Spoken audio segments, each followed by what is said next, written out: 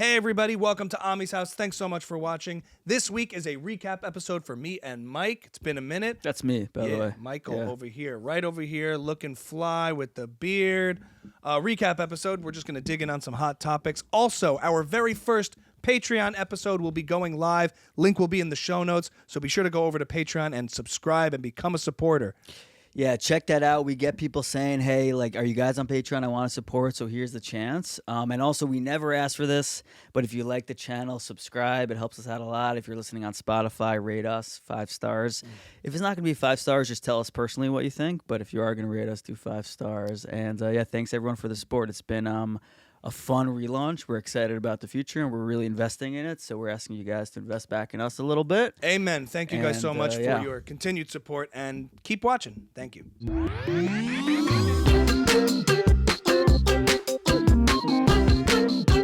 Welcome back to Ami's House.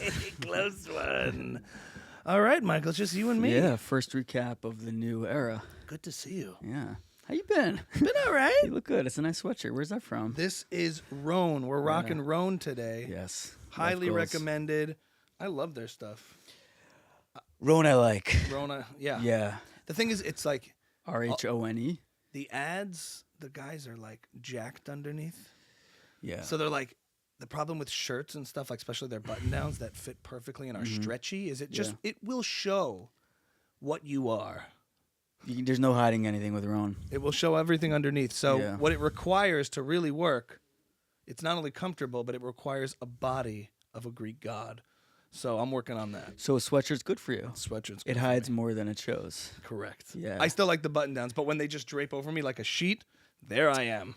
Yes, I notice my my nipples show in the Rhone polos. Then nippy. Not in a bad way. Yeah, nice way. But they're there. Yeah, it gives a little tease to the ladies. Yeah.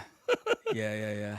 They call you Nippy Wibby. Yeah, you're wearing is it all gray? It's an all gray day? I don't know. Like, the pants should be lighter. The shoes, it was rainy today. Yeah. So it kind of worked. All right. What's the latest, Michael? We're going to cover some hot topics.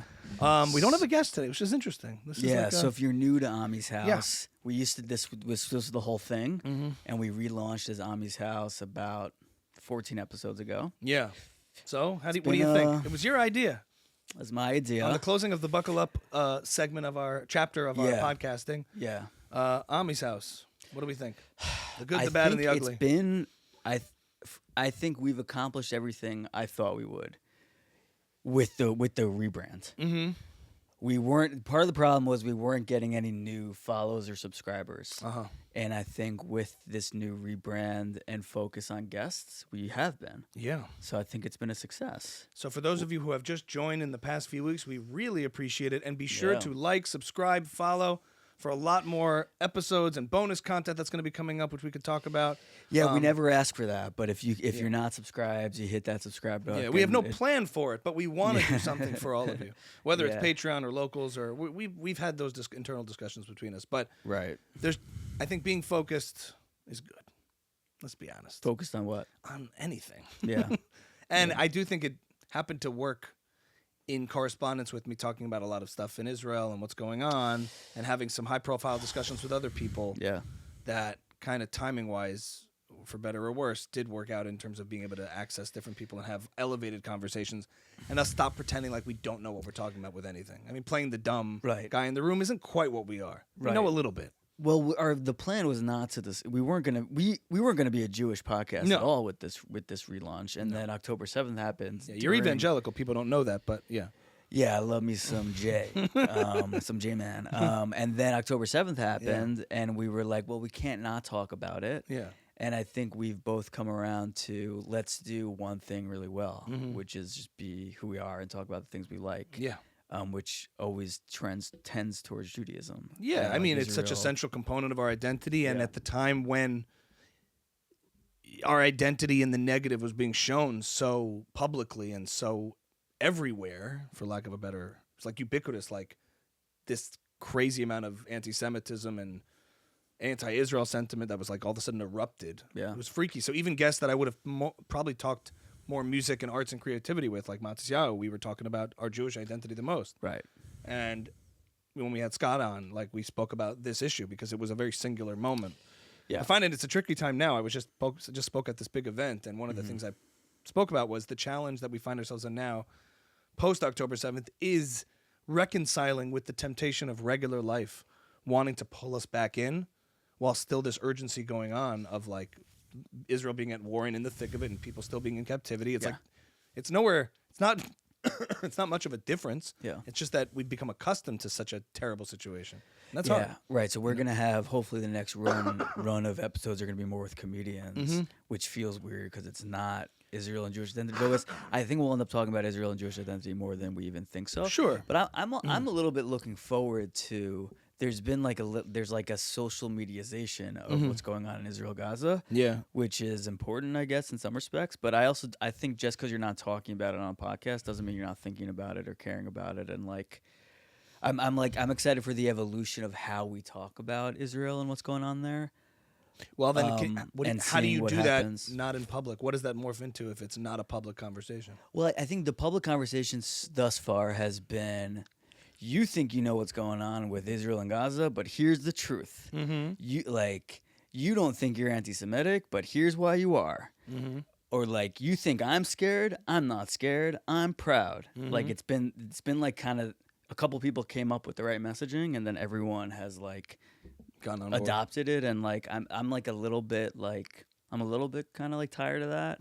So I'm excited for in terms of messaging and focus, what comes next. And I hope it's more internal. We're not talking to who we perceive as an anti-Semite watching our video and being converted to loving Israel, and more talking amongst ourselves and talking more in from a place of strength and less from a place of defense. I would love to see that. I don't know how to do it. Right. But hopefully someone like you could figure that out. Yeah. Or, Yeah, I mean, I feel like the first phase is necessary because you have to clarify for everybody, and everybody who wants to support or get on board with a certain message needs to sort of hear it articulated properly so they could feel comfortable. Yeah. But yes, I tend to think, and I thought this way, if you come away after October 7th seeing all the footage and abundance of horror and say, well, I still don't know what to think about this, then there's nothing really I could say to you or anybody could say to you. And I do think there is this self-defeating process that happens when people try too hard to be apologetic or defensive. Because being defensive just has this implicit guilt. And I think just saying, we stand by everything we're doing. Right. It's the right thing. I don't have to make it palatable for you. Is kind of, maybe that's the next step, or should have been the step all along. I don't really know. And you have some more. You've educated me a little bit on the inspirations and sources of information you have, which I think are probably different than most people. Yeah, I would think so. Assume so. Could you tell? Yeah, it's impossible to really elaborate on it without it getting controversial more than it already is. But basically, if you read there's the typical sort of Hasbara talking points about why Israel is good, why the army is moral. And a lot of that revolves around how Israel acts with restraint, that Israel is serving the best interests of both Palestinians and Israelis, that Israel warns before it attacks, and all of these things. And I hear that, and it kind of plays to our sympathetic nature as human beings, which is understandable. So I'm not saying I dismiss it entirely, but I do think it's important that if you read Ayn Rand and the Ayn Rand Institute, and people have they're sort of, people think they're just libertarian, but they have a very unique take on foreign policy, which is not isolationist necessarily. It's more about, because Ayn Rand's whole thing is about the virtue of selfishness and rational self-interest, and not putting others' best interest before your own. That's wrong to do that.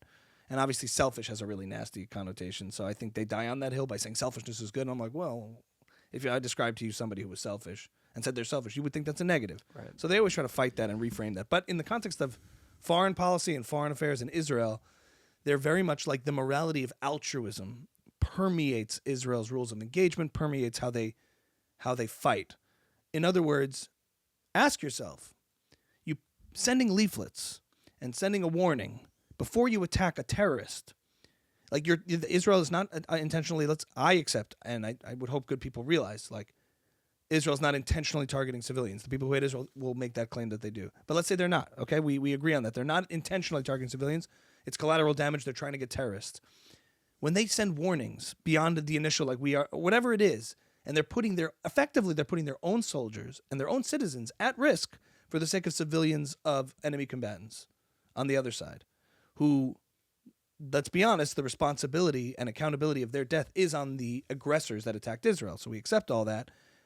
They attack Israel, and they're responsible for the consequences. And then then Israel sacrifices its own well-being for the sake of the civilians of the other side.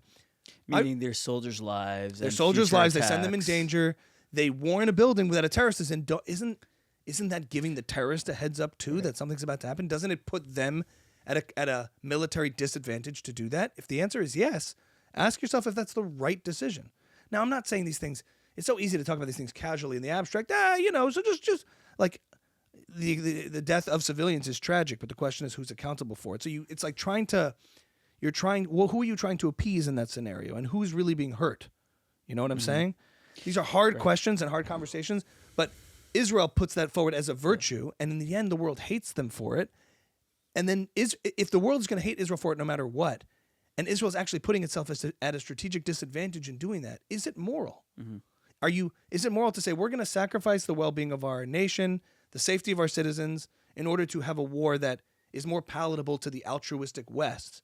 Like, is that the right decision? Right. So Lex Fridman was asking on Twitter for Jewish representatives from the Palestine side of the issue and the Israel side of the issue to have a debate on his podcast. And he had he had a poll, who should I choose? And everyone from the Israel side is inevitably Jewish. Mm-hmm. It would be so interesting to have a non-Jewish person from someone like the Ayn Rand to make a case that has nothing to do with religion or ethnicity, and just be like, just values, just like morally, this is where we stand. Unfortunately, everyone who works at the Ayn Rand Institute happens to be Jewish. Is that true? A lot of them. Oh. It's hard to find. Not everyone. Really? Yeah, a lot of them. Huh. What can you do? Ayn Rand was Jewish. What are you gonna do? She was? Yeah. I don't know that. Yeah. There's a joke in there somewhere about. I mean, she's obviously her philosophy is atheistic entirely to the core, and she rejects the existence of God. And everyone at the Ayn Rand Institute doesn't really identify as like religiously Jewish, but they're all Jewish, and a lot of them are Israeli. I did not know that. Oh, so whatever. But the point is, look, I'm not saying I'm fully on board with it because I don't think it's a difficult conversation to say. Oh yeah, you just I'm not a military tactician, and like civilian life, like this, it's a real ethical conversation to have about what to do when you're attacked by an aggressor, and then when a nation attacks you, an aggressor attacks you, when Hamas attacks you, putting all the civilians at risk, like the asymmetric warfare of being at war with Hamas and hiding among civilians. These are real quandaries. I think I don't dismiss it. So I'm not sure where I stand on it, but it's an interesting take to actually say, is that right that Israel is always constantly putting itself in more danger than it needs to, and its citizens at more risk than they need to be? Like, what is war? It's really a question of the morality of war. What is war, and what is moral in war?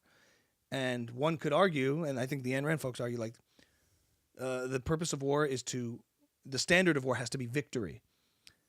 Not the minimum, not minimizing civilian casualties on the enemy that you're attacking. It's victory, win the war, and it be over. And know that if you attack a sovereign nation, you will face the consequences. Right. In order to achieve peace. In order to achieve peace. Like the idea being that like war is not the reason that there is war is that the obstacles to peace are people who stand against peace, are aggressors.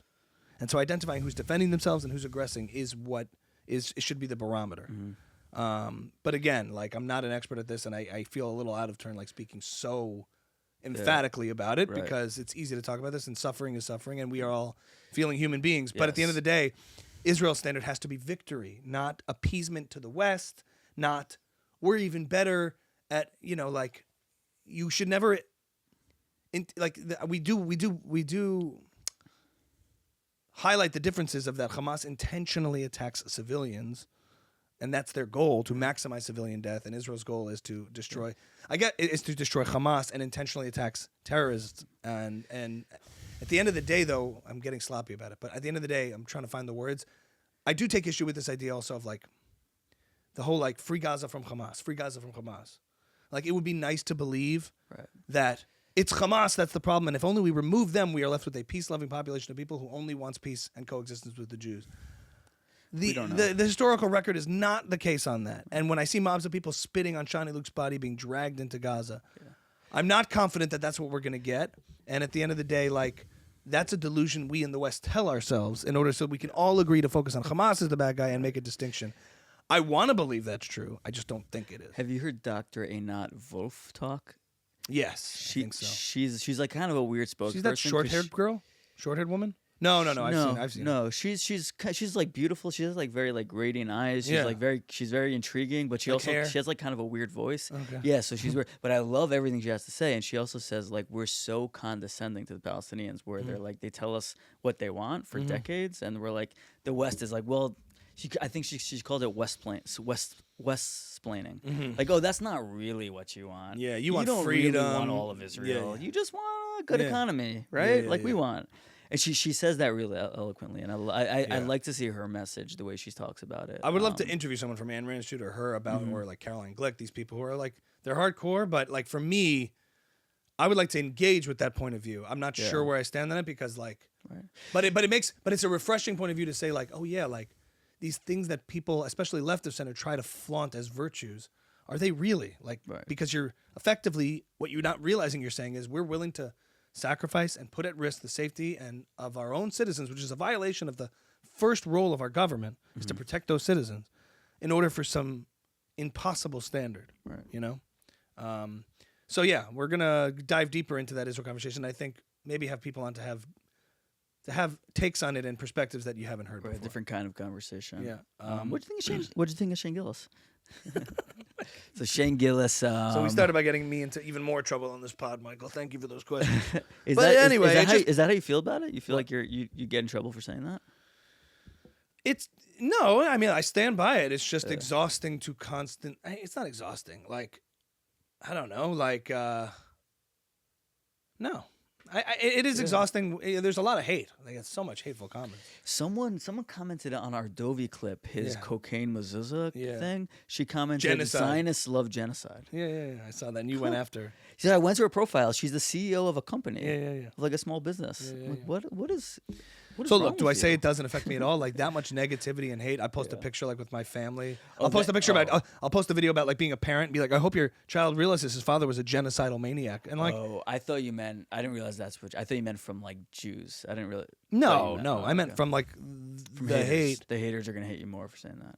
Yeah, and listen, like, yeah, and I think it's just like at a certain point when you get to more positions that a lot of people think are like more hardcore. You have to be careful that you're not giving into the caricature that they paint you as. Yeah.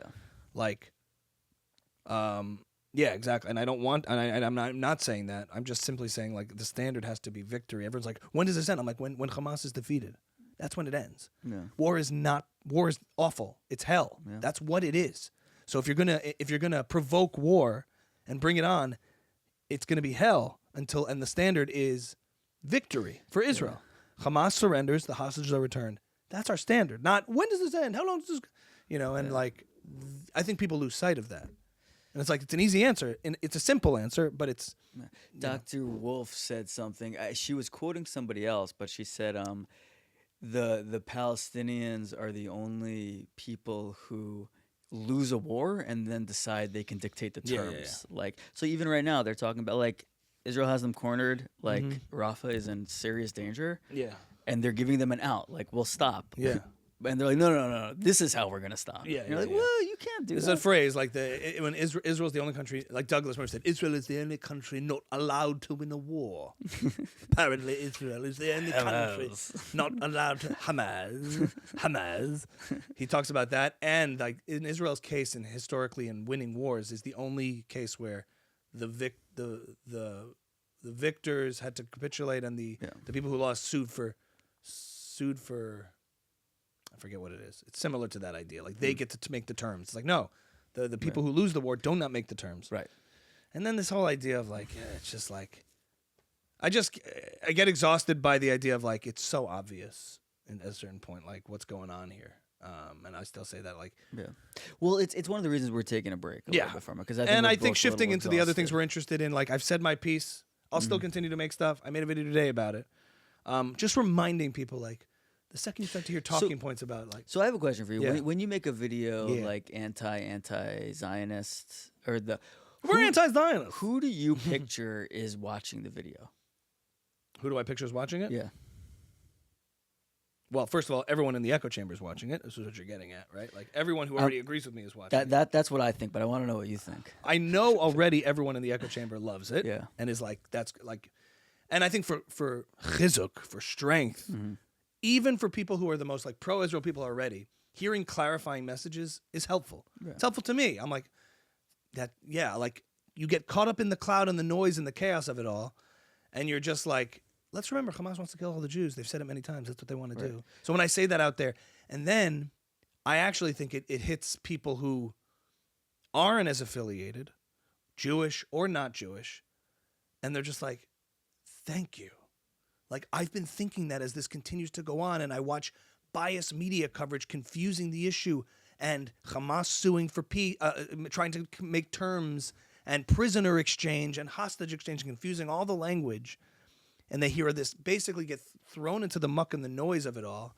And then I try to pierce through that by saying, you know, all these people saying, like, we're anti-Zionist, this is what we believe. It's like, this is what they're really saying. So it's sort of like a cleanser to me. And I'm trying to reach people who do get caught up inevitably in the noise, which confuses this issue as if it's either a moral equivalency or, like, what are anti-Zionists really saying? And I'm not, and it's a defense against the case. We're not just saying everyone's an anti-Semite.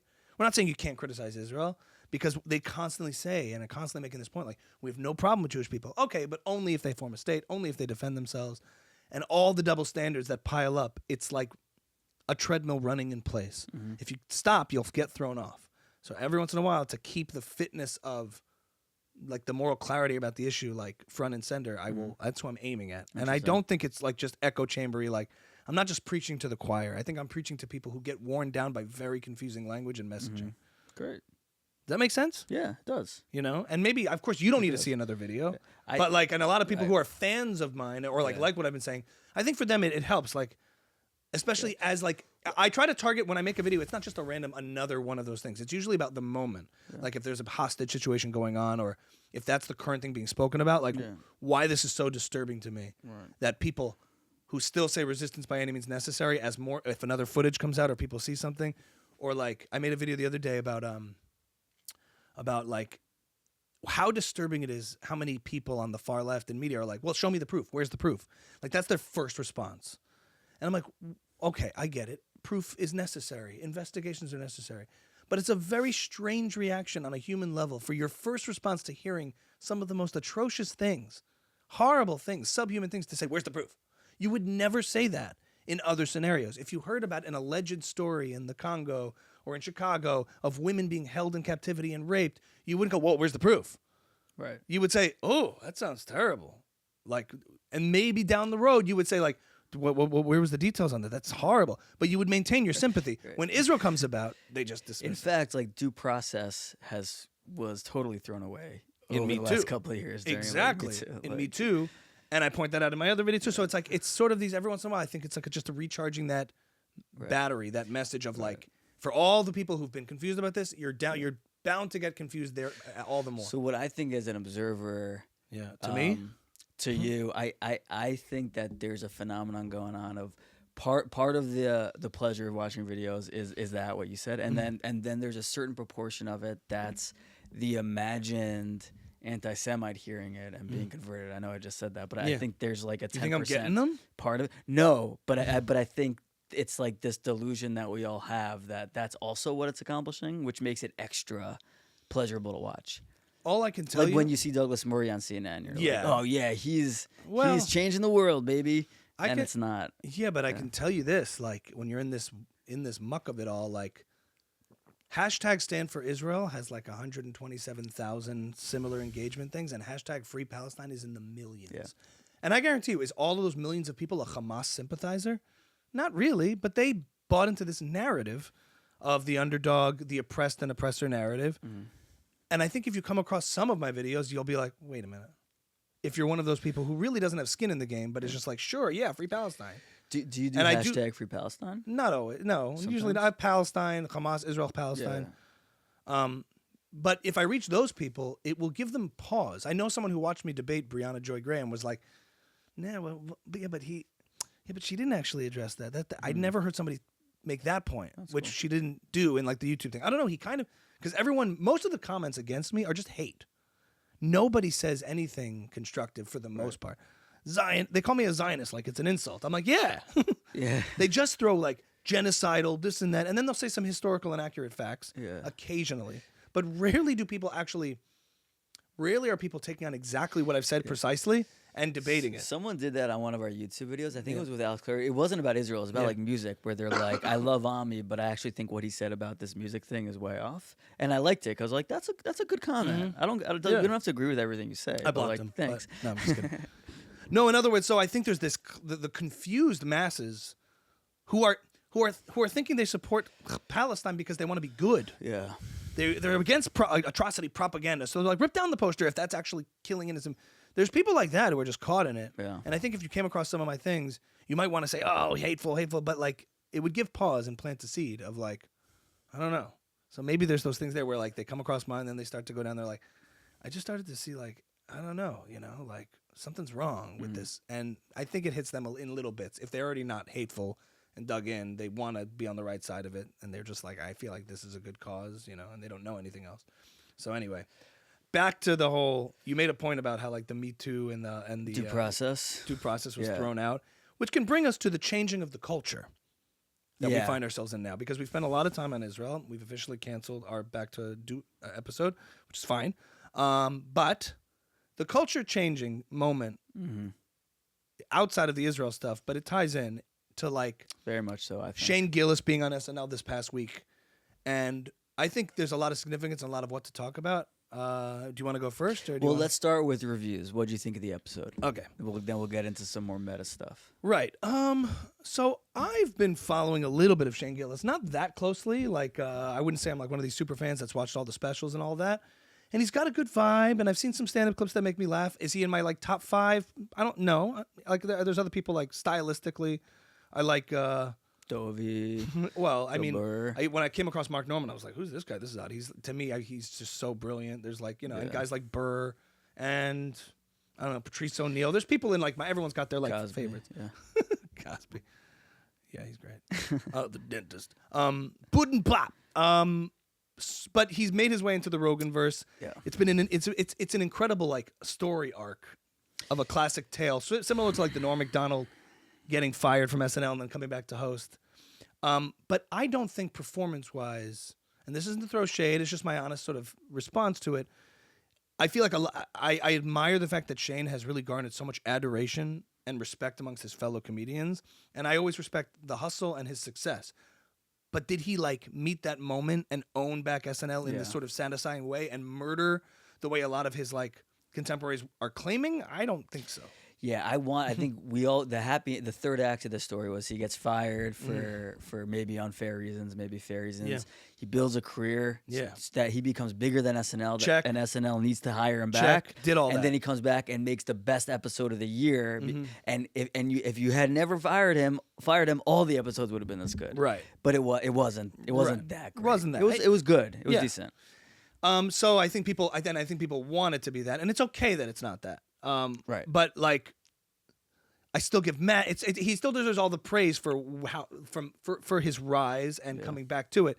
But people do want to put like that opening monologue. He said the word retard. He said the word gay, and I'm like, listen. He seemed a little nervous and a little shaky, and he did some of his stuff, and it doesn't work in that audience. But I think it almost highlights where things are at. That he was doing SNL a favor. Not the other way around. Right. So to us, that's important. That's to the me. most important part of the story to me. As a contrast, and there's an interesting thing to take away. Like if we're just geeking out on the craft of the stand-up and the comedy, that's like one conversation.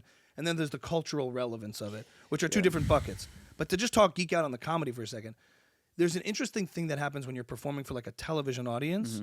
It happened with like Joe Coy at the Golden Globes, and it's happened with Bill Burr several times when he did his like. I think he did the Oscars or something. He spoke at one thing and he hosted SNL. But for example, someone like Bill Burr can get up there and bomb in front of the live studio audience and kill for the masses.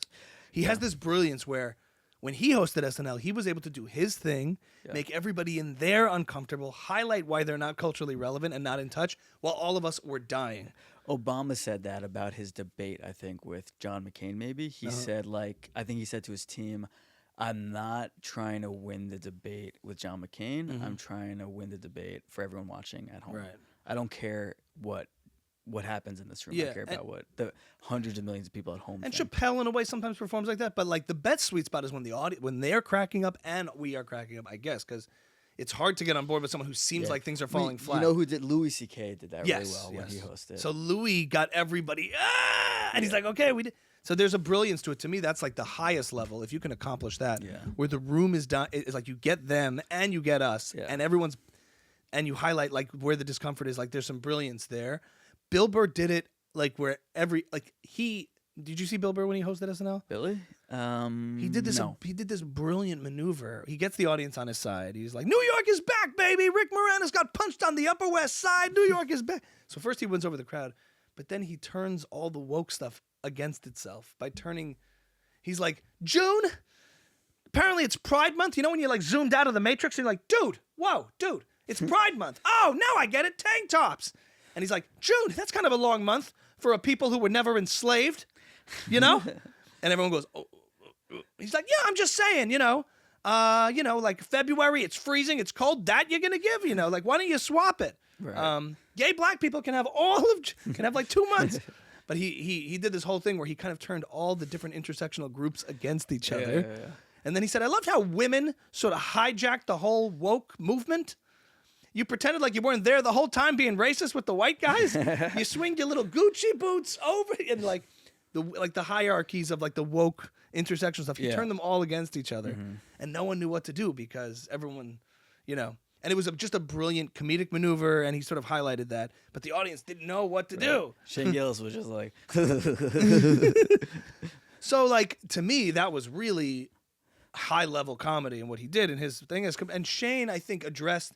There's a very challenging opportunity how you address like the elephant in the room. He's like, "I was fired," and he kind of just did it casually. I thought and did his stuff. I thought what he did was pretty smart actually, because I think he came in as like a meme, and I think talking about his family turned him from a meme into a person, right? Which I thought was important to be like, can we? Let's leave that and let's just enjoy the sketches. That It's like, we don't wrote Google together. it. Don't So we Google can it. You don't laugh. need to do that. Yeah, so like he addressed it, and then it's like, I'm actually like a real person. I'm not Right. just like a joke I made with an ethnic slur 6 years ago. I have a family. I have brother and sisters. I have like, and so like now we can move on. Sure. But If there was anything to say about that it, was a nice sort of wholesome element to it. My dad's here, and like the way he made it personal was interesting. But like Norm Macdonald said, they fired him because they didn't want me anymore. So either one or two things happened. Either I was terrible or this show sucks. Yeah. Something like that. He did this like spin where he was able to take a dump on SNL for firing him. Yeah, but that being said, and it was brilliantly done comedically. It's like either one or two things happened. Either I got much better or this show just sucks. that was a good moment, but I can't recall the show that followed. It's possible the rest of the show was uncomfortable and weird. I don't know. Which wouldn't have worked for Shane Gillis. I think look, there's a funny weird disconnect between like sketch and stand up. And we could talk about the rest of it too, like just to geek out on the comedy critique of it. Like Shane is like his sketches. I think, like he outperformed acting wise a lot of the cast members. Awesome, and there's something so awkward about the pacing of a lot of the sketches of SNL now. Like they're reading cue cards, and it's very obvious that they are. And there's a lot of just like weird pauses and flow. Yeah. And he outshined them as far as being an experienced sketch actor. For sure. And he incorporated some of his, and he did his ideas. Like White Man Can't Trump was funny. But like, I thought that was really good satire. Yeah. I thought that was really funny. Yeah, and you put the shoe, and then the real Trump comes in. "It was in you all along," and he goes, "No, it wasn't. It was the shoes. I think my work is done." And then their Trump impersonator. Wow, that was amazing. Yeah, You're tired. It was very funny. Yeah. And then their Trump impersonator come on, and he was better than whoever that is. I don't even know who he is. That guy's a great Trump impersonator. He's one of. He's great. There's something I forget to his be name. said. Shrimp something. I don't know a single cast member's Right. name. Right. There's something to be said about that. So the cultural, we can move on to that now. Like anyway, so wait, I want to say one more thing about the sketches. Yeah. I think what he did was I don't know what the opposite of toothless is, toothful. He added some bite back into an SNL sketch, which was like, we're actually gonna, you may not like it, you may not think it's funny, but we're gonna say something. Right. At least we'll say something. And that was really refreshing. Like they had a perspective and a point of view Yeah. that was like a little bit interesting. Yeah. And I think the Trump shoes sketch will probably I think live for a long time because it was actual satire. It was actually like saying something, Not just like Trump's the worst. Yeah, and I haven't seen that in forever. Yeah. And I really appreciated that. That was nice. One joke in the opening one that I really did like was like, you remember when you were like a little boy for your mom and you were obsessed with your mom when you were gay? And then and at first you think he's just like saying gay. I didn't hear that. Oh, he in said the it. monologue. I missed that. He's like, remember when you were just like a little boy and you were your mom's best friend? Yeah, remember when you were gay? And everyone's like, what? Can I laugh? Can I laugh? He goes, no, remember every little boy is just their mom's gay best friend. That was the joke. I didn't. You didn't cop that? I must have not been paying attention. Oh, that was really funny. I thought he was just like, funny. he was like, dance for your mom. Woo, woo, woo. And just like, how I get into my carpool pickup. How was your day? I didn't think that was funny because I missed that part of the joke. I was like, what's he's talking about dancing for his mom? Oh, you must have looked away. That was really cute. That was hilarious. He was like, yeah. ooh, how was your day? That is What's up?" funny. That's a great. But there's something about like the detached SNL audience from like good stand-up is weird. And so the challenge at the SNL audience is like to win that crowd over and win the masses over. But he was doing bits that I've seen him do in specials and stuff that kill. And they're just all like, well, and it's a hard room. You have Notoriously to think about the hard people room. that are getting tickets to go see a live SNL. Yeah. No, it's everyone says it's notoriously a hard room. And look, it's I've like, been who there am I? before. I feel really. I'll be honest. Yeah. I feel really weird just sitting here like judging elite comedy. I think it's okay. I think we're doing it from a place of love and wanting to see him succeed. Yeah. And wanting to have seen an amazing episode and being like, there's a part of me that just feels douchey for saying, well, here's my thoughts on Shane Gillis' SNL thing. I'll just be honest. It feels a little weird. Like, well, who I the hell? don't do stand-up, so it's a little easier for me. Yeah, exactly. So in doing it, like you just appreciate not only working your way up to get to that level, like iconic status, but also like how scary and difficult a room like that is, how much goes into it. I've never seen Shane live, which would probably affect. I've seen the clips and I've seen the stuff and I've seen it, but to see a guy murder and destroy a room will affect how you see them. You know what I mean? So let's talk about the culture part of it more than the performance. Right. So like performance-wise, it's not like to me the murderous set that I think people are saying it is, but I still give the credit where it's due. Culturally, it's interesting because it's sort of obviously this admission by SNL in a way that like Shane is doing them a favor, not the other way around. That they're admitting that they're like not so relevant and that they need this like sort of fresh blood and need to admit the domination of the internet versus the mainstream network TV in the culture. But one thing that I didn't quite buy is that they were like realizing that they were sort of, I feel like, doing it for the wrong reasons. I got this vibe that they were like, let's like bring Shane on and like do his thing because maybe that will work for the masses. Maybe that will appeal because I just have this weird vision in my head. It's like, I don't know, he's clearly got an audience. People are liking this guy. Let's bring him in and see if we can make it work. Like they don't even get what it means. They don't get it, and they're trying to like smile at the gay jokes and smile at the word retard or something like, you know. Yeah. So who's they in this analysis? See, that's I don't claim to know because a lot of people have spoken about this and saying, look, like when Shane got fired, it's not like the cast that's all necessarily against it, even though some people did like drop like hate and shade on him at the time. But it's networks and people who are it highlights to me like woke media and woke like woke in the entertainment space is not genuine. They're trying to do what they think the cultural tides are. Yeah. Which is even worse. You know, it's not like they're really, I don't know if it's worse or better in the macro, but it's like they're signing a deal with what's his name who wouldn't stand for the national anthem? Nike. Travis Kaepernick? Colin Kaepernick, not Travis Kelce and Colin Kaepernick. Colin Kaepernick. They're signing that deal and they're trying to signal that they're woke for sales. Yes. So you're just like, it's even uglier to like have terrible ideas that are really destructive and divisive because you think that's what people want to hear. You know, whatever, we don't have to debate that. But I know I've had conversations where they're like, we need to do this now because this is what's culturally. Generally, yes. This is where the tides are shifting. I feel the same and I way. feel like for them in this, they're like, okay, let's try some of that. And like, let's do edgy. Yeah. It reeked of that to me. It reeked of this like, as opposed to when you watch old school SNL, let's try to make the funniest show we can make. The standard is to be funny and everyone in society accepts like we like funny. So let's be edgy at times, let's be wholesome at times, toothless or toothful.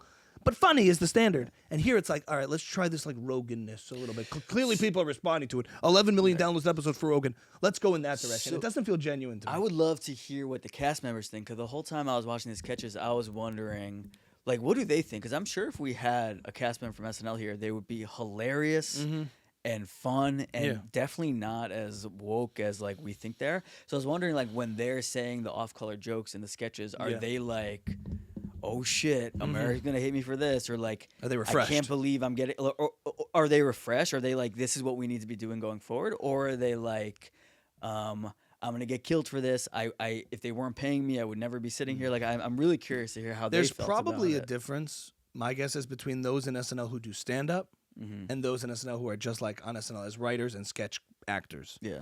And I've heard other comedians talk about this who've been in that circle, that like there's a lot of, it's very competitive. You're not just all trying to just be funny. Everyone's trying to get their bits written in and all that kind of stuff. Yeah. And the sense that a stand-up is trying to do sketch, it's like it's territorial. You don't know how this works. This is our territory. That we know how. So I don't know. Maybe there's an element there of the differences between, because there's a guy, who's the Hispanic guy? Do you know who he is? I don't know anyone on SNL. The young Hispanic guy. I forgot his name, but he's a good stand-up. I've seen some of his clips. He has some viral clips where he's Cuban, I think, and he talks about how his mother, like, I forgot what the bits are, but he's very good. His stand-up. He was in the promos with Shane a lot. He's like that young Hispanic guy. You don't know? No. A young Cuban guy. He was like. Was he in the Rock Bottom Kings? Commercial. Yes, that was funny. I actually skin guy. I enjoyed that. Yeah, sketch. I thought that was fun. Rock bottom. You can bet how bad your friend's gonna have. That was amazing because like gambling addiction is a real thing. Everyone in real life talks about, and it's never spoken about anywhere. I thought that was. So he was the third guy in that. There's like 3 guys in that one. Yeah, that guy. He has this joke about his mom being Cuban, and she's like, "You can never have a bad day when you have a Cuban mom. You come home, oh, school sucked today. Really? Did somebody steal your freedom today? Like, because they had such a bad history or whatever. But he does like real stand up and. Remember, you're the guy with the cough usually on the pod? I'm just dying over here. Yeah. I've had it for a long time. This is in your 30s. But anyway, the difference between stand-ups... I can help you with it if you want. Tell me after. I blow into both nostrils, and it comes out. I blow into your nostrils. What does that That's mean? the only way. Okay. And maybe you'll piss on my wound. Yeah.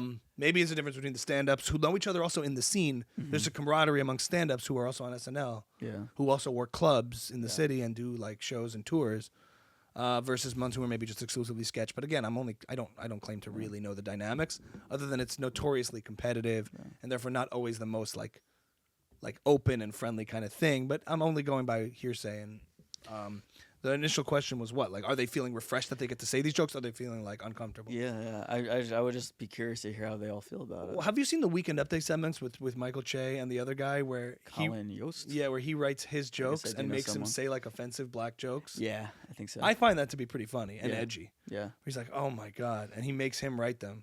He's like, I write jokes and makes him say them in front of like, civil rights activists and stuff like that. Yeah. Like, to me, that's pretty funny. You know who's married to Scarlett Johansson? Yeah.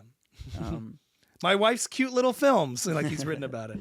But the point is, there's something to the cultural...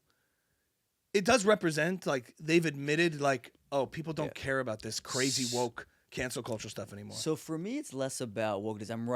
I'm writing something for my newsletter, like a very long, I hope well thought out thing about this. Yeah. Where for me, it represents less the woke thing than a real shift in a lot of different areas of our lives where we were under some sort of delusion for the past, probably since Trump was elected. In 2016? In 2016. We were under some sort of delusion in like domestic affairs and foreign policy. Tie it all in for me, and Mikey. Finance and media Tie it in. Where like, like when Bitcoin crashed, we were under some sort of delusion that like money...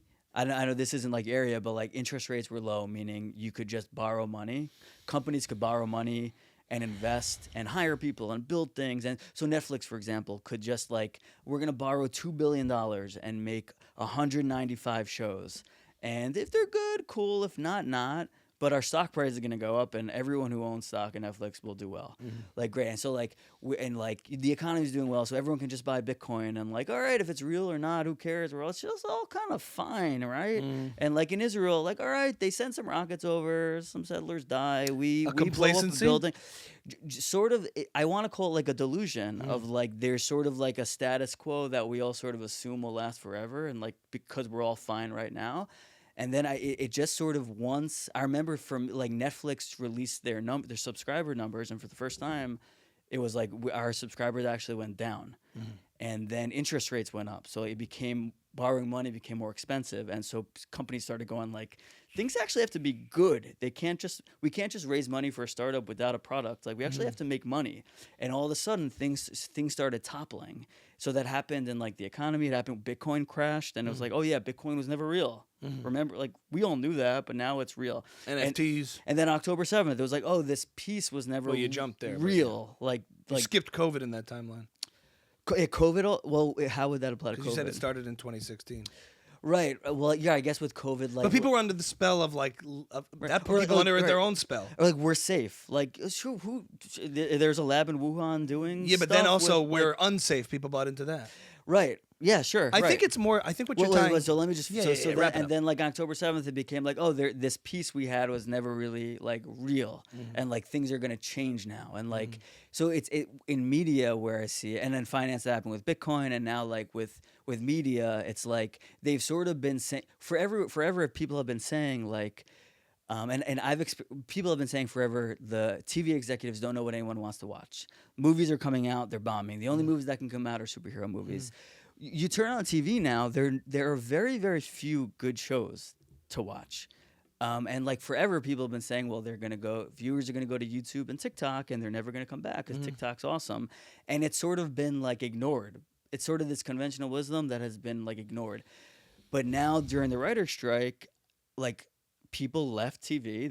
They tried YouTube for the first time, and now I walk into our bedroom at night, and my wife's watching Ben Shapiro clips, or clips on YouTube but this of isn't meaningful new, people. Right? This trend has been happening a long time. But you're saying the reckoning. I think the reckoning has happened, right. and Shane Gillis, having created his own career in digital media, leapfrogging SNL itself as an institution, and coming back onto it to host, is media's moment of being like, we've been under this delusion that the internet didn't really exist, and now we're saying it really does exist, and we need one of those guys to help us get ratings.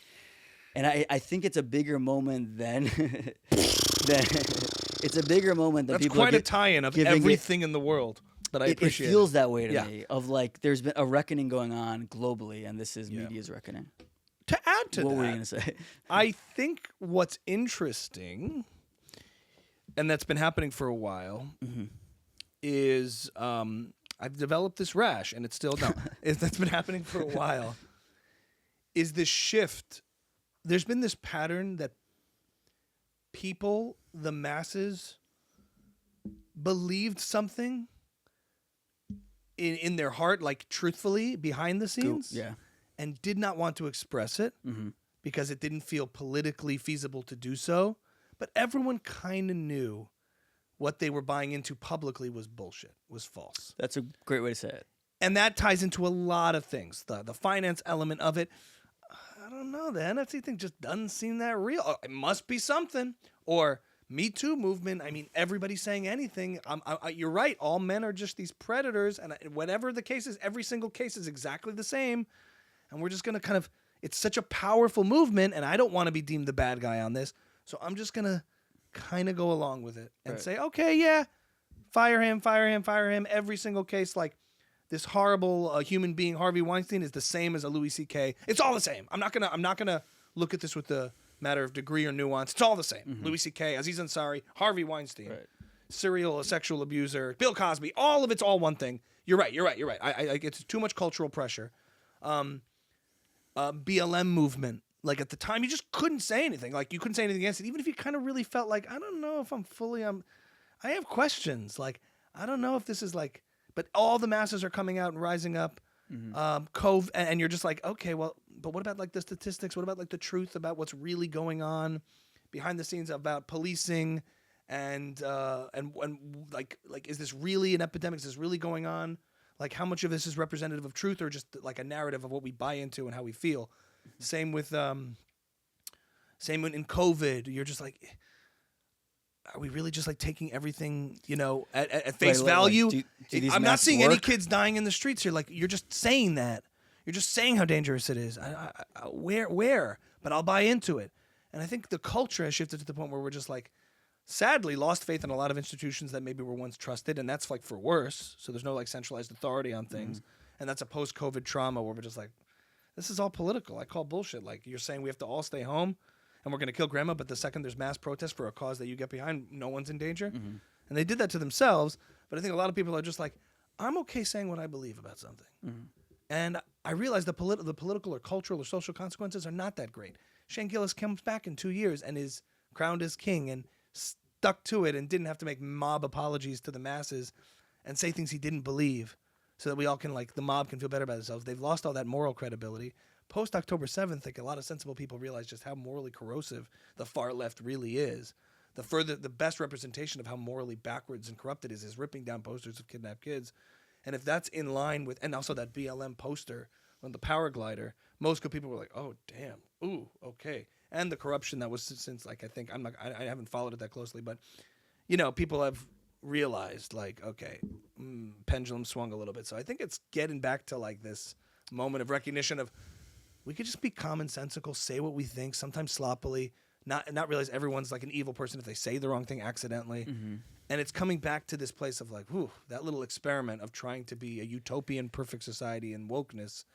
And it has its negative consequences too, because now it's formed weird alliances, especially on the Israel stuff, where like you're seeing like, you know, strange bedfellows for the good and bad. We could talk about that in detail, but people are like, I could just like say more what I believe. And the anti-cancel culture movement is sort of taking over. And sometimes that's good, sometimes that's bad. Because now, like, some real racists are coming out saying, yeah, I'm going to say what I want about Jews. So, like, the bad parts of it are like Kanye just saying, I'll say whatever I want. No one's going to cancel me. Just sold out a show in Paris in the arena. And everyone's applauding. And I'm watching this like, wow. You can't get canceled for anything, I guess. And people are like, you know, you can even say horrible things now. So maybe it's swinging even further. But the point is, I think it's like it represents in a cultural moment. Shane Gillis coming back, like, people don't like this. Right. It feels like it was static and now there's movement. There's momentum back towards something new. Yeah. And it's exciting and it's cool. And I think I wonder if this was the highest rated SNL episode in a long time. And I imagine whoever does do the casting for it or the booking for it is going to start looking more towards digital creators to be like why not if Logan Paul hosted SNL, it would be massive. Right. Massive. Logan Paul probably doesn't want to do it because it's not worth it for him. Right. But like, isn't that interesting? But why not a guy on TikTok with 25 million followers? Mr. Beast. Mr. Beast, that would be awkward and weird. Like you would. So we're gonna bury myself alive during Weekend Update. But I mean, or you know, someone or Dave Portnoy, somebody like you know, or just a comedian, like some guy with a huge following. Will probably bring in bigger numbers than a celebrity who wants to promote a movie. So I think what's happened is different really significantly and distinctly is for a long time this has been happening and everyone's been seeing it and shouting it from the rooftops. You're not relevant. Oscars, you're not relevant. Like the mainstream stuff. And now they're sort of admitting it. Right. Well, so and just because you said like, is YouTube new? You've been on YouTube. Yeah. I think you were early on that. Yeah, like before we started doing this podcast, I never went to YouTube for entertainment. It existed if I want to go to a specific video, but I never just went to the homepage. And now I do it constantly. And to what I was saying before, also like once you leave TV and go into the digital creator environment, these are $1 trillion companies that are masters of retention. They don't let you leave. Yeah. You can't start TikTok and then stop. Once you start TikTok, you're on TikTok unless Pringles, you delete the app from your phone. It's all Pringles. Exactly. So like once someone leaves Netflix to be like, I'm gonna see what's on YouTube tonight. Why not? Like you're done. You're not going back to Netflix in the same way you were before. And so I think there's a real people left in the last couple of months, and things are really going to shift starting now. Interesting. Yeah, in the media way, and then and that goes towards the woke thing. Also, people aren't going back to Me Too. Well, maybe what is there like? People aren't going back to that. But like, what does it look like? Does it look like? Because SNL has been starting to do like their YouTube clips and investing in their YouTube page and all that stuff. They've done that for a little while. I think it looks. I wonder if it looks something or just has like, an influence. Wonder if it looks something like, we're going to book more hosts. And I wonder if it looks something like, listen, why does it need to premiere at 11:30 on a Saturday night? Like, no one watches. Why can't it be on a Sunday evening? And maybe it can be YouTube first? Yeah. Or why don't we give someone like Shane Gillis? I think what's going to happen is the networks are going to start going to the Schultzes and Tim Dillons and being like, how about you have a late night show? You have an audience. You come to us now. But then it comes back the other way, and all those guys become mainstream, which you've talked about. Now the new media becomes mainstream. I think they've been positioning themselves for that. What? I think they've been positioning themselves for that. I think like Universal is going to go to Schultz and be like, we're going to give you a budget to make a movie with all your friends. We're going to Joe Rogan, you're the executive producer. You make a script you want to make. Like you guys have the audiences, and I think what's ultimately going to happen is, although they've been positioning themselves for that because they started in like the 2000s, by the time it comes to fruition, Schultz is going to look at NBC and be like, I actually don't need you. Yeah, no. I'm better off on my own. What happened with It'll become a hedge fund, though. It'll become like a fund. We'll invest in Schultz. What happened with Tom Segura and Bert Kreischer is Comedy Central said, we want to reboot The Man Show with you two as hosts. Oh, I didn't know that. And Bert Kreischer went, Tom, we're doing it. We made it. And Tom Segura said, let's just do our own thing. And that's what they did. Like, if we're going to do a show, You mean Two let's Bears, own One it. Cave was... Was supposed to... It wasn't. Oh, this was pre Two Bears, One Cave? Yeah, this was pre Two Bears, One Cave, and they were like, if we're gonna invest the time in that, let's just own the asset. Let's not work for Comedy Central. And look at them now. So then, what benefit do the major studios provide? It's a really good question, and I don't Budget, money, right? I mean, I'm not. I didn't know the answer, but I'm wondering. What it is. Marketing budget. What they provide is Schultz can't finance a $15 million movie. Schultz will never make $15 million back by trying to sell it directly to his audience. Think if he tries to make $15 million by selling his movie for $10 a pop, he has to sell 1.5 million. I mean, I heard Tim Dillon walk through it. He's like, do I think I can sell 1.5 million copies of my movie directly to my audience? He's like, really think about it. Like, if I sold 250,000 like $10 specials, that would be an enormous. He's like, I can't sell 2.5 million on my own.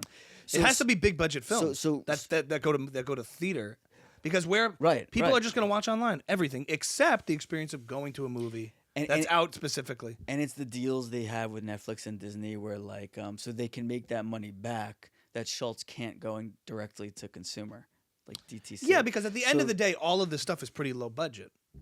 A special has some budget, but like Tim Dillon's show, it's very low budget. So if they want to make a real film, a movie, so it's really just the last batch. The last frontier is film, I think. Right? Yeah, that's a big one. Yeah, and big high res like comedy specials that are and stability. I suppose if Tim Dillon wants to call it in and do a show once a week where he doesn't have to do everything on his own dime. It might be when he's 50. That might be appealing. This is kind of happening across the board with labels who say like you build it all up, but we'll give you the financing and infrastructure and marketing budgets to get you out there. And then at that point, he could probably cut a deal where he's like, "Nah, you don't like. I own way more of this than you typically give an artist." Like it's all very empowering for the creator. It's extremely empowering and it's very exciting. And I'm glad we're in the world a little bit. It's cool to know about it now and be here and be doing it, to be watching it. It's and be making stuff too. Yeah.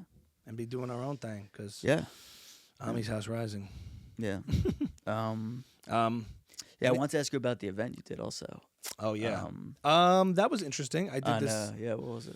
Well, I did this event, a local Jersey event for the community, which has been like there's an organization that's been responsible for sending real supplies and resources and life-saving supplies to soldiers. And I got some insight as to why, like, we've asked our question, like, back to the Israel thing a little bit. So keep going back to it, but that's okay. That's who we are. No, like, why they can't just, why don't they have one of the strongest armies in the world? How does it work? At the end of the day, the short answer is it's all politics. So, like, the most elite units get, like, the most cutting-edge equipment and helmets and stuff like that.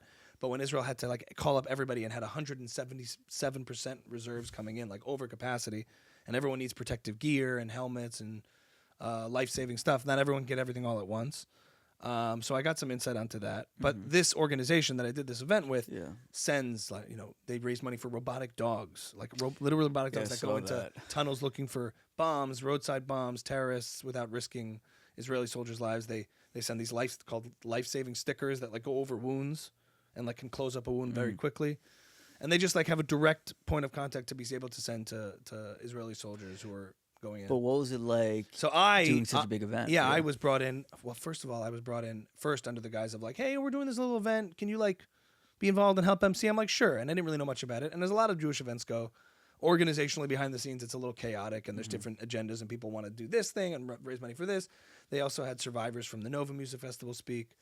And my job was really to thread the whole thing as the MC and moderator. So there was the two people spoke, and it was in front of 800, it ended up being 850 people that attended. Which is huge. Yeah, and it was a cool challenge. Is that the biggest crowd you've ever been? I guess VCon was bigger. Yeah. A couple thousand there. Yeah. And VCon was shtick, which was fun. This was different. The challenge wasn't the amount of people. It was how to maintain attention, be serious, and a little levity when needed for comic relief, and when to do that. And the feedback I got afterwards was I had to like host and introduce and talk to and be a moderator on a panel. And I got good feedback that like, it was like you kept it serious and important, but also you made us laugh, and that was important. And I felt like it was just a cool challenge to rise to the occasion. It's not like a stand-up gig. It's not performing, but you're also have to thread it all together. Yeah. And it was meaningful. It was like a meaningful, nice night. Amazing. And yeah, it was a big crowd. I'm like 850 people. But to be honest, I don't know why. I do not know why. But my nerves, and this might be a temporary thing. Yeah. My nerves for performing, for being on stage with just a mic have gone way down. That's great. I don't know if it's a good thing or a bad thing. It feels better. A stand-up show coming up used to like plague me for days. Plague me.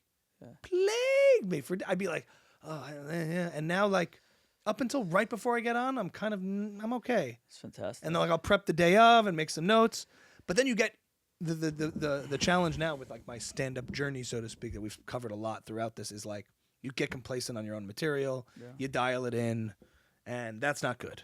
That's not a good thing creatively. You have to keep challenging yourself and putting yourself in front of audiences that will challenge you. It was something I was thinking about when Shane Gillis was doing his monologue of he said it's the most nervous he's ever been, which I had a hard time believing because he's kind of put in his maybe 10,000 hours, but like, all that work off screen prepares you for these very intense performances. Sure. But I was surprised. I was wondering how he felt. If he said he was nervous. I wonder if he really was. Well, because the mantle, like everyone goes like this. They're not fans necessarily. There's a studio audience, but it's also it's just like, all right, you are being compared to the greatest sets of all time from the get-go. Yeah.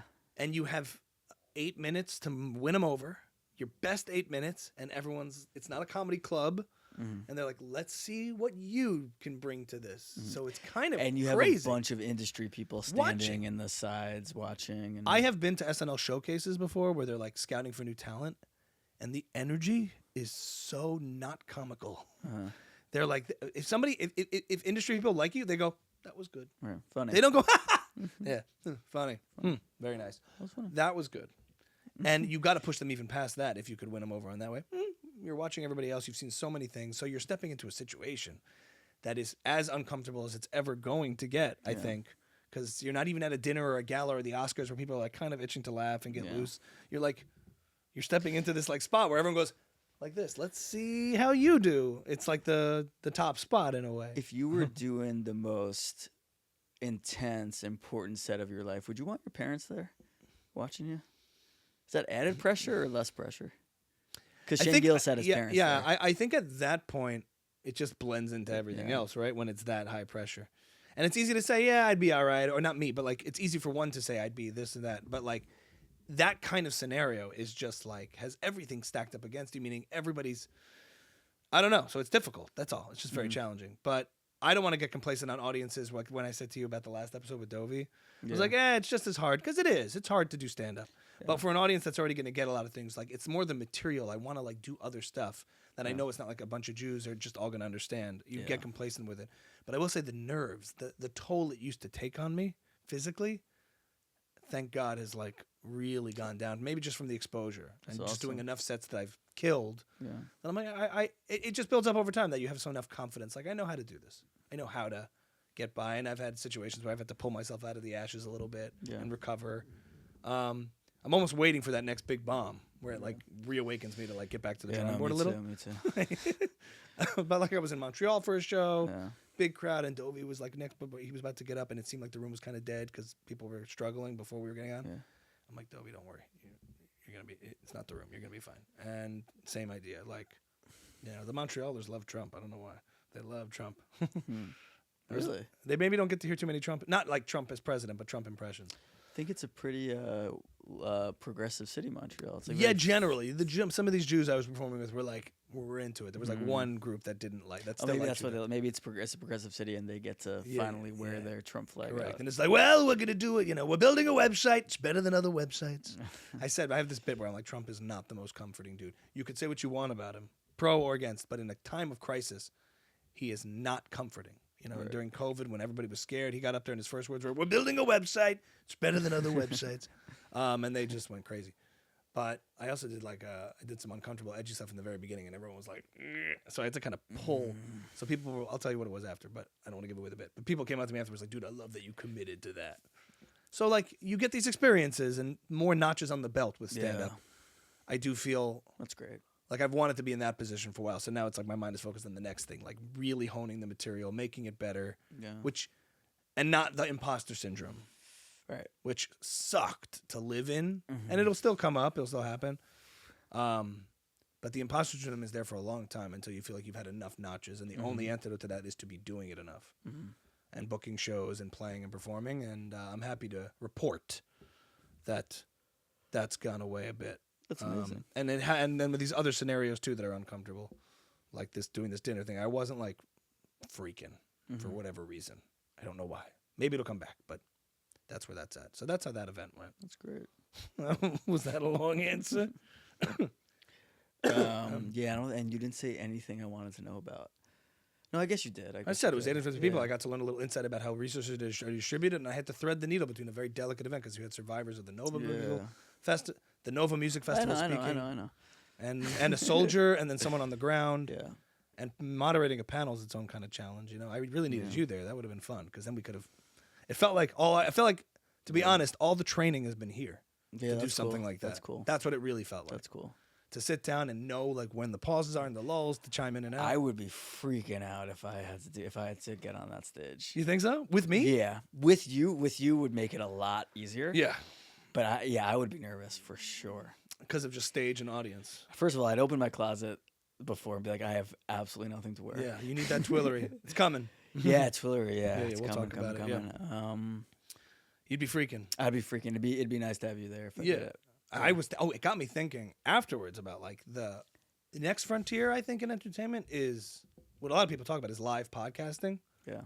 And if you watch Kill Tony, do you ever watch Kill Tony? Yeah. You're seeing these long formats of people conversing and having a great time. You know what's coming? These guys amazing. are creating TV shows. Yeah. And then they'll be like, well, why don't we just do it? Why don't we do a live thing? Yeah. But we'll do it live on NBC. And it'll just be like. I think he sold out the Garden. Kill Tony sold out the crazy. Garden. I'm really curious because Love I hear anecdotally people come up to me and they say they're fans and they watch an episode and then they go back into the archive and watch all the Buckle Up episodes. Oh. It's really cool. I would imagine if we did a live thing, we would sell 0 tickets. You're wrong. I really wonder how many people would show up for a live. I could Ami's sell house. some tickets myself. You could sell for yourself, and for sure. And the Jews would come out. We know that. You're saying would random fans come? No. If we did an Ami's house live thing, how many tickets would we sell, and who would show up? Yeah, 120. You think so? Do you think they'd be showing up as your fans or as Ami's house fans, or it's one and the same? I think people don't go to that many live events. Sometimes they're like, I just want to come see what this is. So curious. Who do you think we could Look, have on we have the advantage of the Jewish community that's adjacent to me and you that likes creative things happening. Right.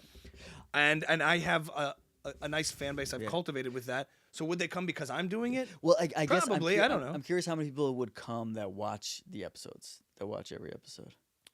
Curious. I'd love to see. Who do you think we can? Yeah, this is an interesting conversation too about we talked about with stand-ups and their podcast audience, and to what extent one feeds the other. And we could kind of close on this, which is cool. Right. So we were talking about I mentioned with Dovey, I haven't seen a good stand-up special in a long time, and I just watched a great conversation between Pete Holmes and Shane Gillis. You know who Shane Gillis is?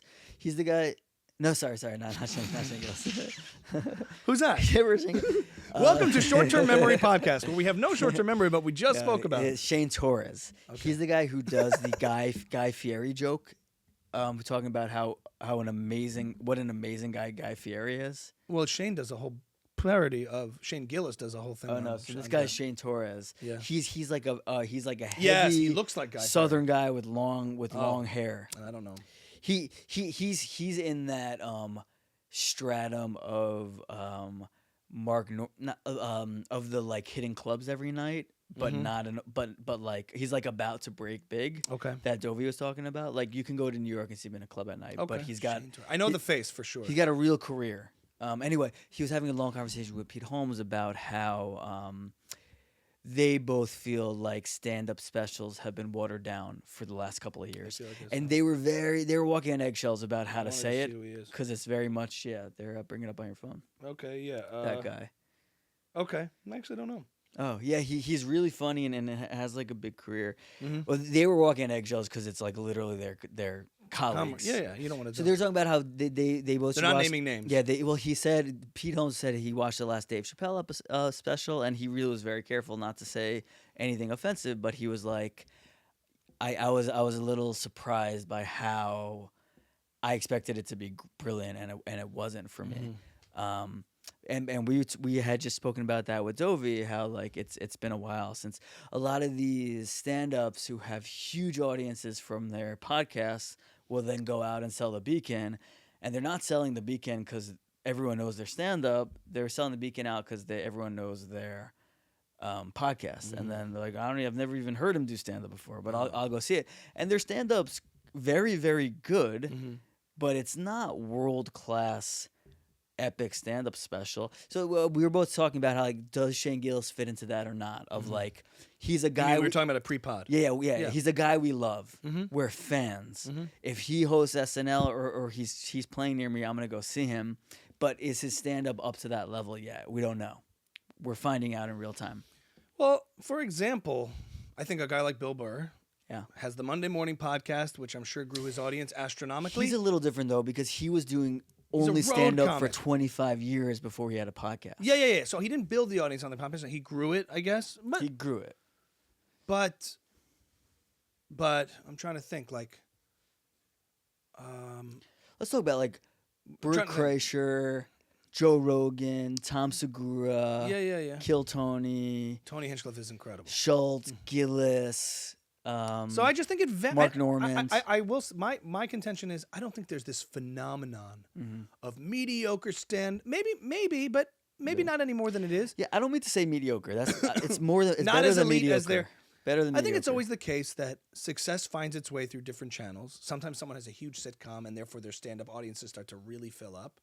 But then maybe they also got the sitcom because they had a huge, like seeding time in stand-up, building up their chops and writing chops and all of that. So it's a give and take. Yeah. I've seen guys with huge podcasts who crush. Schultz, I've had the good fortune before he like exploded. We saw him at the Comedy Store. Schultz, Hinchcliffe, Santino, and Tim Dillon. We missed most of Tim's set that night. Yeah. And he didn't have a line of people waiting. He was obscure at the time. Yeah. But they were all amazing, like mind-blowingly murderous sets. They were. And then they built huge, incredible podcasts. Now, it's true that if you have one that's big and one that's not, like, I've seen people come out as fans of certain comedians whose sets I just thought, like, that was really weak. But, like, people compensate for, like, not having a great set with, like, a lot of marketing and a lot of push and a lot of that. Well, so you'll find different varying levels.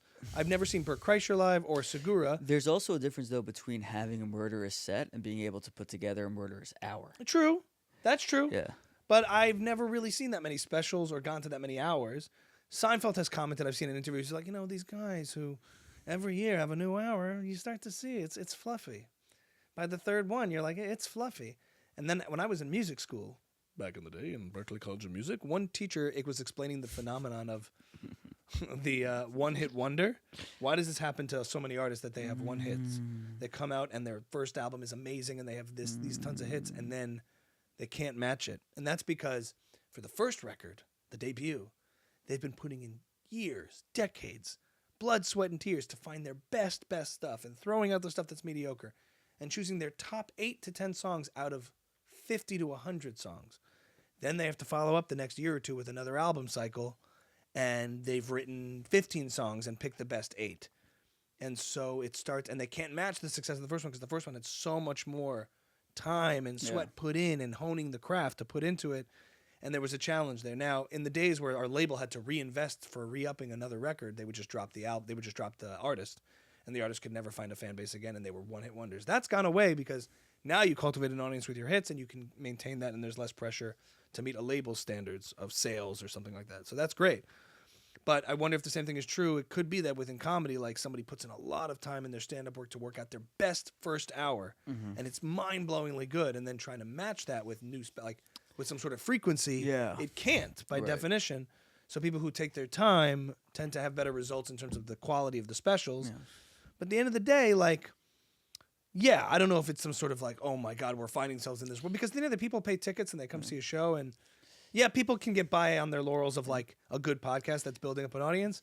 But I don't know if it's really tainting stand-up comedy to that level. I've considered recently whether I think there may be a little bit of a stand-up bubble happening right now. Yeah, everyone's doing stand-up. Yeah, everyone has a podcast. Yeah. I wonder if there's going to be a little bit of a contraction in the next few years of people just being less interested in stand-up. Mm-hmm. There's been this bubble of interest also, and people just lose interest in things. So I never know where that tide's going to shift to, but maybe live podcasting will become supplemental to the stand-up special. Mm-hmm. In other words, if somebody loves watching The Fighter and the Kid or Theo Von, who's a great stand-up, and I've seen Kill stand-up too, and I saw him years ago too before we even had all that, but they love the podcast, so they'll go to the stand-up. Yeah.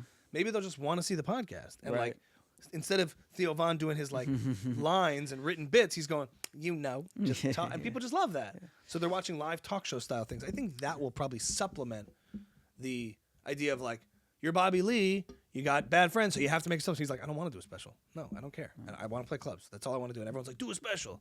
He's like, why do I have to do that? Why do I have to do this tour or that tour? People like me for this. I'm going to give them this live. Do you have a Bobby Lee impression? I wish I did. I really do. I watch him so often. Let me try it. I've never done it. All right, okay. No. Why would I do that? He's leaning very forward. It's there in my head, and it's one of those blocks for me. Bobby Lee, but he does something like, what is he? He kind of has a sort of, what? Nope. Okay. Nope. Wait, it's cooking. Bobby, tell us a story about the time you were molested. So, and you better not laugh, okay? By a friend. Okay. I'll tell it, but if you laugh, I'm leaving the room. It's not it. No, that was something. Okay. I'll tell the story. But if you laugh, can I rub your leg? Ooh, it's prickly. Okay. So I'll tell the story. But if you even laugh at this, I swear to God, if you laugh at this, I'm leaving the room. Okay. I swear to God, because you're a friend, and I'm gonna be genuine here. But if you laugh, I'm leaving the room. What year did it take place? Well, I was molested when I was in summer camp. Brutally molested by a guy with Down syndrome. Down syndrome. I'm not doing it justice. No, there was something there. There was something weird. No, hell, baby. Hell. Andrew Santino said, and I realized I saw my grandmother, and she wasn't there anymore. She was up in heaven. He goes, no, hell, baby. Hell. He does a lot of these these kind of movements, and stuff like that, Right. I mean, I'm actually because he kind of has those California way, right? He's very fluid. And I was just because when I was in a relationship, right, and there's sort of this way, but I don't have it. It's feminine. There's something feminine about it. Very feminine, right? And I was just, I can't. You see, when I can't crack it, it kills me. And I'm surprised there aren't more people doing Bobby out there. Yeah, that's a good one. But should we make our? Is it closer? Is that racist? Good. That's pretty good. No, it's just right, and you just kind of have his expression down. Yeah. No, and when he laughs, it's very funny. When he does this giggle, that aggressive giggle. Yeah, you got to do a Bobby Lee impression on TikTok. That's an amazing face. This? It's an amazing face. Yeah, because I can do something very weird with my eyelids. I can bring my bottom eyelids up. Most people can't do that. That's exactly it. Most people can. They blink. I can go upside down. That's exactly it. Yeah. Right? Okay, wait, can I touch your legs? Ooh, prickly. Should we make our 25th episode we do live with a special guest? We'll go live, or we'll do a live our 25th episode, our 30th episode will be live with a special guest. Yeah, it could be. And we could figure out a live show. I thought you meant live. You mean live on the episode and stream it?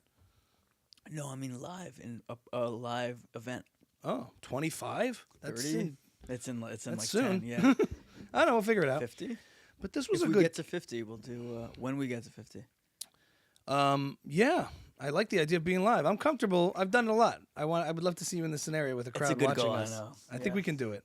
I would clam up. I would clam up. You think so? Even just like this? I might. Yeah, I might. It happens. You would be like, it would have to be a very warm reception for me not to clam up. you think that. The truth is, you have no idea what to expect. Yeah, Once you're on stage, you're like, this feels. It always feels very different. I than would you just can sit in the anticipate. audience. Maybe leading up to it, you would do a bunch of like open mics in the city for your own sake. Cool. I think just to warm you up. That'd actually be just to know what it's like to turn and face the audience. What if I got really weird and couldn't stop talking? I'm so sorry about that. Yeah, that would be funny. Lost it. Is there anything else, hot topics to cover? It's a nice catch-up recap episode. This was fun. I missed this actually. Yeah, it's nice. It's nice. Some cool things happening. We got new cameras on us. We haven't told the audience. If it looks better, I hope it looks better. We got some new cams, some investment into the studio. Yes. Look at that. Ooh. Yeah, we're upgrading. We're upgrading the production. Hopefully the reels will look better. Hopefully the episode looks better too. Mm-hmm. We're getting some more furniture. Yeah, slowly we're gonna make some big changes. Ami's house. Yeah. Should we get an in-house DJ to like play us on? Xander, DJ Xander. Oh. Ami's house. Thanks for watching, everyone. Yeah. That's episode, I don't know, but hey. 14, 15? 14 or 15. Yeah. Doesn't matter. Thanks for watching. Yep, thanks for watching.